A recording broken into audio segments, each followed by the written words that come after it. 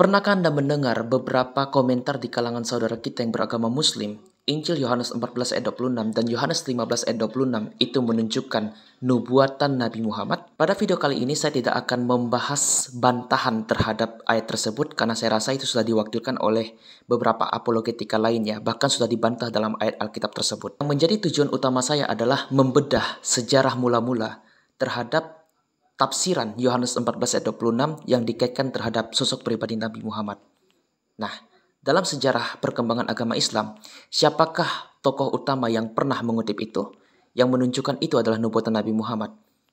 Beliau yang dikenal sebagai Ibnu Hisham, yang menulis bukunya dalam bukunya Sirah Nabawiyah. Menurut sejarah Muslim, Ibnu Hisham ini hadir pada abad ke-8 Masehi, yang berarti sekitar abad 2 Hijriah. Menunjukkan sosok atau pribadi Ibnu Hisham ini hadir 200 tahun sepeninggalan Nabi Muhammad.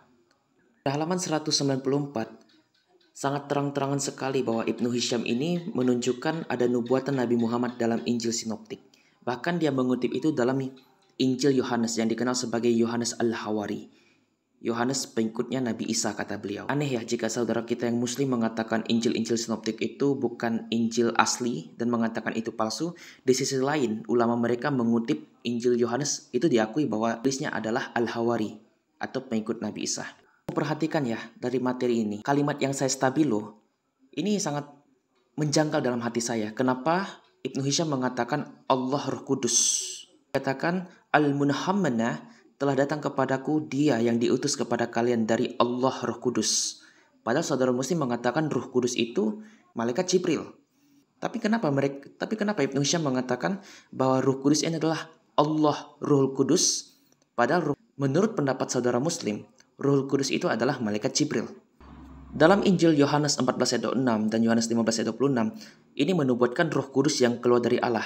Tapi dikatakan bahwa Muhammad yang berasal dari Allah dan dia ini mengacu kepada Muhammad yang berasal dari Tuhan telah keluar. Nah, ini adalah sumber klasik agama saudara kita yang beragama Muslim bahwa Injil Yohanes itu menubuatkan Nabi Muhammad. Lalu bagaimana dengan sejarah perkembangan setelah iman Kristen dan sebelum agama Islam? Nah, ini adalah sumber sejarah kekristenan yang utama yang ditulis oleh Uskup Eusebius dari Gereja Kaisarea tahun 324 Masehi.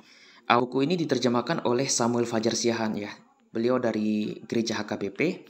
Saya kurang tahu apakah ini terbit atau sudah habis stoknya. Abad 4 Masehi, ajaran bidat yang bernama Montanisme atau pengikut Montanus mengaku diri sebagai sang Parakletos. Montanus inilah yang mengajarkan bagaimana berbahasa roh di Frigia dan menunjuk nabi-nabi, khususnya nabi-nabi perempuan yang ditunjuk beliau sebagai orang yang terpilih. Dan bidat selanjutnya pada halaman 613, Parakletos itu dikaitkan terhadap Manikean atau pengikut agama Mani ya.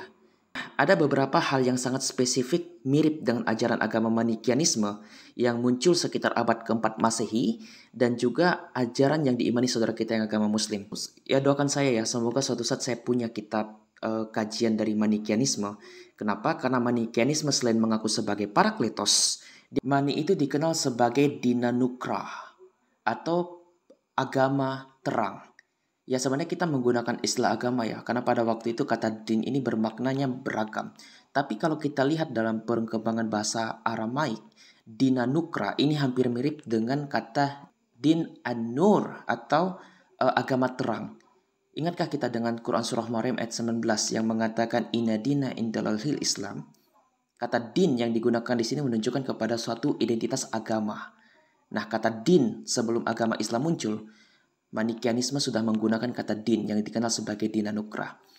Nah, jadi apa maksud saya ketika mengutip Manikianisme dan juga nabi palsu Frigian yang bernama Montanis itu mengaku diri sebagai Parakletos? Yang menjadi topik utama saya adalah baik dalam sejarah iman Kristen mula-mula, sejarah panjang perkembangannya, dan juga Sirah Nabawiyah yang menceritakan tentang nubuatan Nabi Muhammad sebagai Parakletos, kita dapat melihat antara kesejajaran bidat-bidat sebelumnya sebelum agama Islam muncul.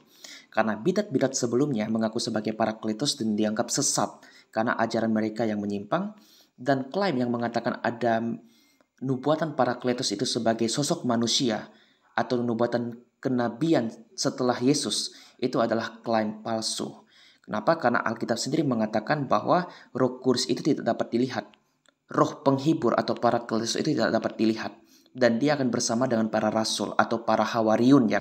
Jadi kita tidak perlu lagi kalut klaim mereka terhadap Injil tersebut. Terserah kalau mereka mau mengklaim itu untuk Nabi Muhammad. Bagi kita, apa yang disampaikan oleh saudara kita yang beragama Muslim itu sudah basi. Karena sebelumnya bidat-bidat yang lahir pada abad keempat dan seterusnya, abad kedua dan abad keempat Masehi, sudah mengklaim diri sebagai pengikut Nabi Parakletos ini.